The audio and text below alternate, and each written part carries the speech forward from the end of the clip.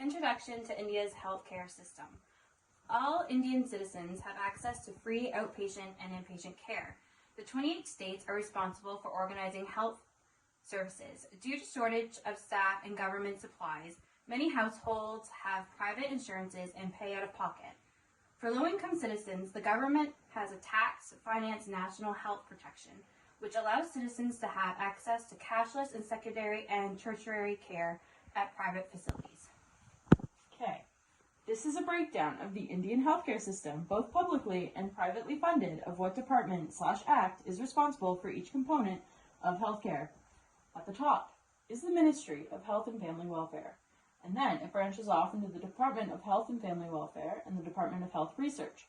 Everything to this side is research, except for this, which is the private sector, which everybody pays for out of pocket, and then this is what is publicly funded, which consists of disease control, immunizations, national health missions, and miscellaneous medical education, e-health and telemedicine, Drugs and Food Quality Control Division, and Bureau of Planning Central Design Bureau as well.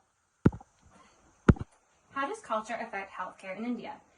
In Indian culture, they believe in a traditional treatment called Ayurveda, meaning knowledge of life. Ayurveda, science of longevity, is considered the prevention of the disease, not the treatment, and modern medication is the treatment. 80% of the Indian population use Ayurveda as their main medical care. Some disorders they believe that are prevented are anxiety, asthma, arthritis, digestive problems, eczema, high blood pressure, and stress. A misuse of Ayurveda leads to lead poisoning due to the minerals, crushed powders, and poison ingredients being used in the herbal medicine. These practices include acupuncture, massage therapy, meditation, mantra sound therapy, Rasha Shastra medicines, combining herbs via tablet form and crushed powders with minerals, metals, or gems, Panksha Karma, which is a treatment including 5 therapies consisting of self-induced vomiting, enema therapy, and releasing blood with the goal of detoxifying the body. India is the largest producer of medicinal plants. More than 1.5 million practitioners use traditional medicine when providing patient care. Some common medicinal plants include Shatavari, recommended for women who have undergone a hysterectomy as it supplies feminine hormones, as well as purifying blood. Guggul increases white blood cell count.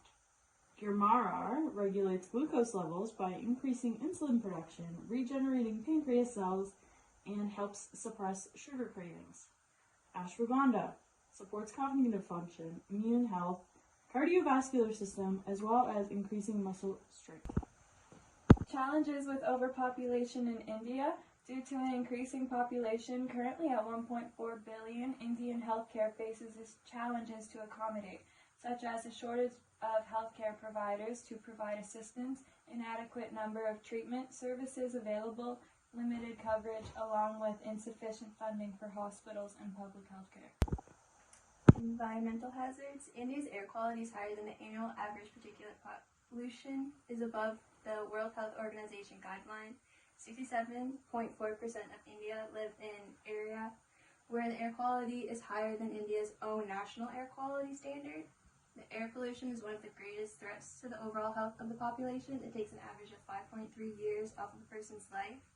In the most polluted area in India, 38.9% of the population that live there have average 8 years taken off their lives. Mental health care. 1 trained psychiatrist for every 250,000 people. Fewer than 1 trained mental health care worker for 100,000 people. Few hospital beds are dedicated for inpatient psychiatric care, and most insurance plans typically do not provide comprehensive for such cases. Long-term care and social support. Due to increased population density, many Indians experience long-term care shortages. Culturally, elders rely on their children to provide supportive care. Many Indian households are multi-generational. Through this dynamic, relatives take on caregiver roles for their elders. This attempts to decrease the insufficiency of healthcare providers available for the public, increasing role strain inflicted onto the care provider.